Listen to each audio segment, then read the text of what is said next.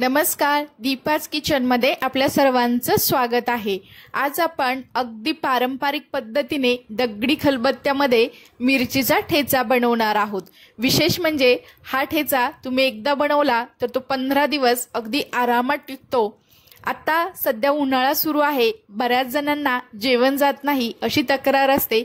अशा वेळेस हा एकदम चविष्ट आणि एकदम गावरान पद्धतीचा ठेचा जर तुम्ही बनवून ठेवला तर एक भाकरी जास्त खाल इतका हा चविष्ट बनला जातो। एकदम झणझणीत असा ठेचा, त्यासोबत ज्वारीची भाकरी, वरून थोडंसं थंड तेलाची धार किंवा तुम्ही यासोबत दही सुद्धा खाऊ शकता आणि सोबतच तोंडी लावण्यासाठी ओला कांदा, मस्त असा बेत होतो। चला तर मग रेसिपीला सुरुवात करूयात। इथे मी मिरचीचा ठेचा बनवण्यासाठी हिरव्या मिरच्या घेतलेल्या आहेत। तर याचा जास्त डार्क कलर नाही, जास्त डार्क कलर असणाऱ्या मिरच्या ह्या जास्त तिखट असतात। ह्या अगदी पोपटी कलरच्या मिरच्या आहेत, तितक्याशा यात तिखट नाहीत। त्यानंतर इथे 20 ते 25 मी लसूण पाकळ्या घेतलेल्या आहेत। आता आपण या मिरच्याचे असे 2-2 तुकडे करून घेणार आहोत, कारण ही मिरची जास्त लांब आहे। त्यामुळे जेव्हा आपण याला खलबत्त्यामध्ये कुटणार आहोत तेव्हा ती अगदी व्यवस्थित अशी कुटली जाण्याकरता आपण याचे असे तुकडे करून घ्यायचे आहेत। तर अगदी याच पद्धतीने मी सर्व मिरच्या मोडून घेतलेल्या आहेत। आता आपण याला भाजून घेणार आहोत।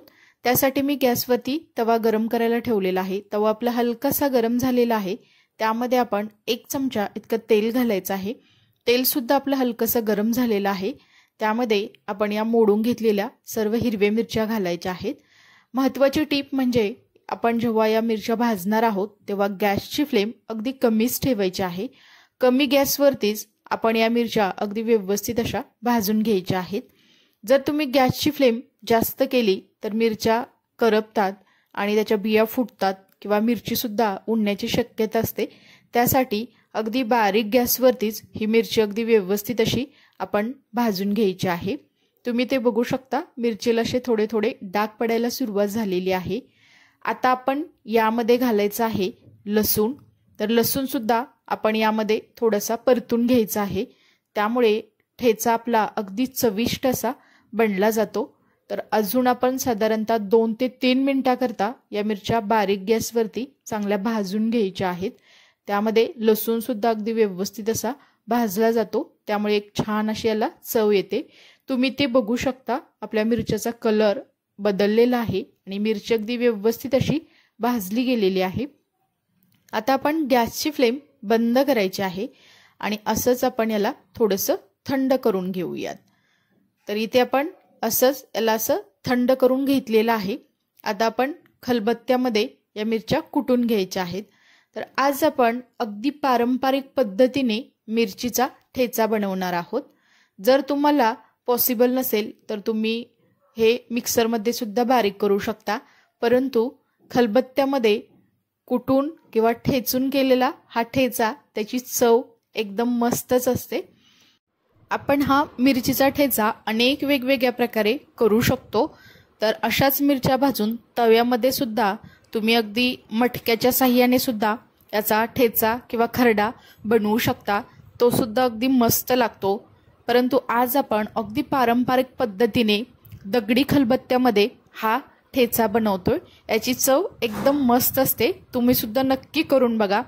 तर याला जास्त पण मेहनत लागत नाही, अगदी 5 ते 7 मिनिटाकरता तुम्ही असं थोडंसं कुटून घेतलं तरी एकदम मस्त असा हा ठेचा बनला जातो।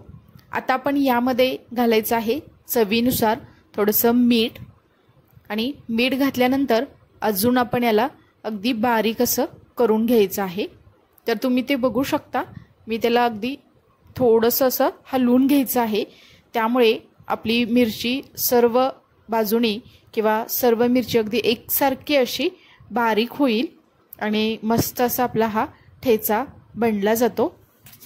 तुम्ही ते बघू शकता, अगदी व्यवस्थित अशी आपली मिरची बारीक झालेली आहे आणि ते आपला हा ठेचा व्यवस्थित असा बनला गेलेला आहे। आपण एका चमच्याच्या साहाय्याने सर्व असा ठेचा काढून घेऊयात।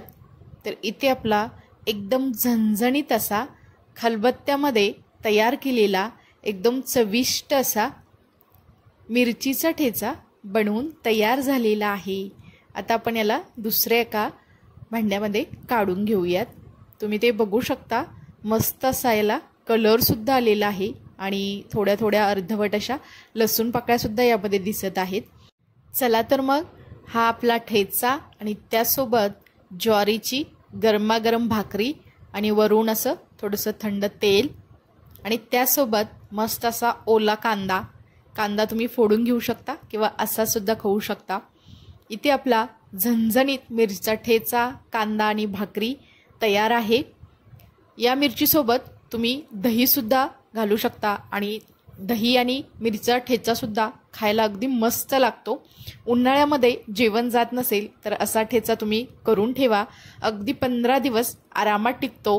रोज रोज भाजी खायचा कंटाळा आला असेल तर मस्त असा ठेचा, भाकरी आणि कांदा याचा तुम्ही नक्की आस्वाद घेऊ शकता. ही रेसिपी तुम्हाला कशी वाटली हे मला नक्की कमेंट्समध्ये सांगा. रेसिपी आवडली असेल तर दीपाज किचन या यूट्यूब चॅनेलला लाईक, शेअर आणि सबस्क्राईब करा आणि शेजारील बेल आयकॉनवरती क्लिकसुद्धा करा, कारण तुम्हाला अशा छान छान साध्या, सोप्या आणि पारंपरिक अशा रेसिपी पाहायला मिळतील. नंतर भेटूया आपण अशाच एका रेसिपीसोबत. तोपर्यंत सर्वांना धन्यवाद.